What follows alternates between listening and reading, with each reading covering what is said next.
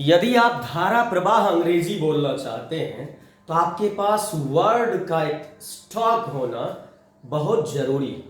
You must have an enriched stock of word power or vocabulary if you want to express yourself in English fluently।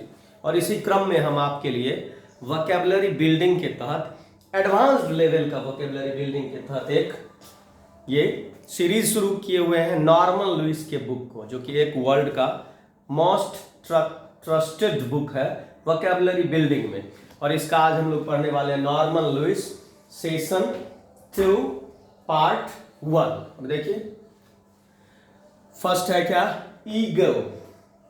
Ego one's concept of oneself, यानी अपना एक theory बना लेना और उसके आगे दूसरे को कोई वैल्यू नहीं देने की जो प्रवृत्ति है, खुद के सिद्धांत को ही प्राथमिकता देने की प्रवृत्ति को क्या बोलते हैं, ईगो। ईगो रखने वाले ढेर लोग मिल जाएंगे आपको दुनिया में। आगे चलते हैं, ईगो सेंट्रिक। ईगो सेंट्रिक यानी सेंट्रलाइज्ड है ईगो को लेकर, अपने ईगो की तरफ। One who is excessively fixated on his own desires and needs, वह जो अपनी इच्छाओं और जरूरतों के तरफ ही केंद्रित रहता है। बिल्कुल अपनी इच्छा से मतलब, अपनी जरूरतों से मतलब, माने इसमें भी ईगो होता है। आगे चलते हैं, अल्ट्रुइज्म। हम इससे पहले भी पढ़े थे अल्ट्रुइस्ट।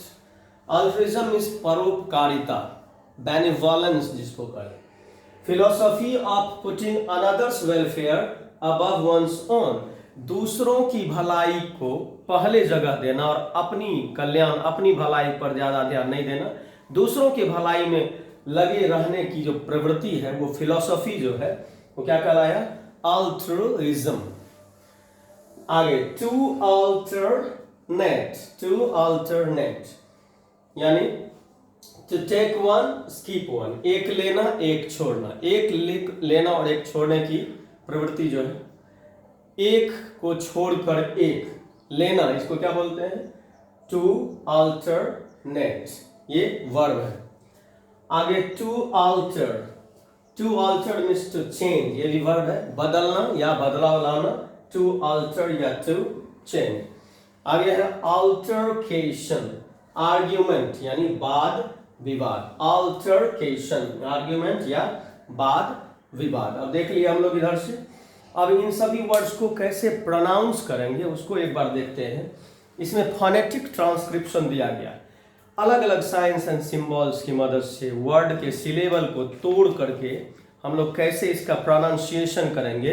अब देखिए उसके बारे में हम लोग कैसे पढ़ते हैं।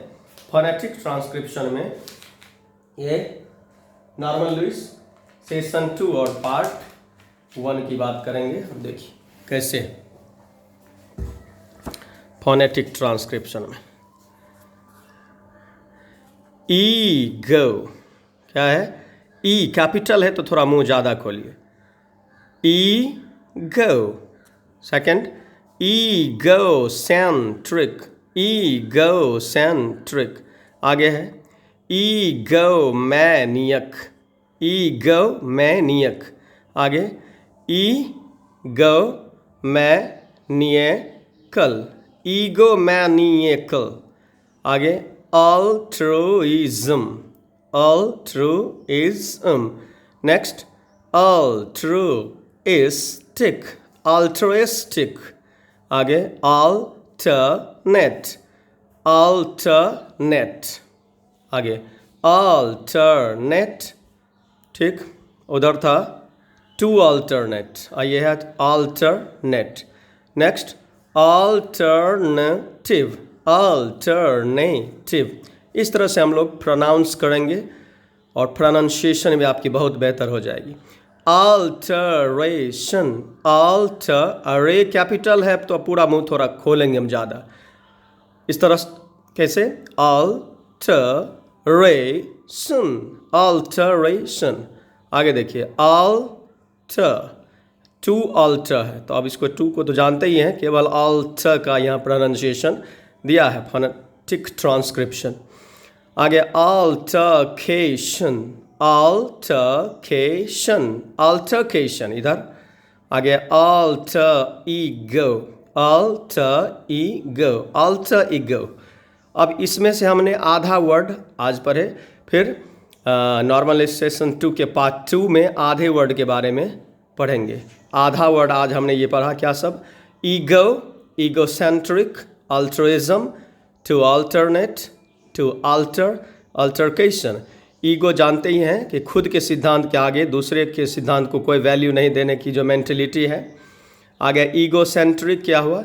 जो खुद ही अपने ज़रूरतों और इच्छाओं पर सेंट्रलाइज्ड है।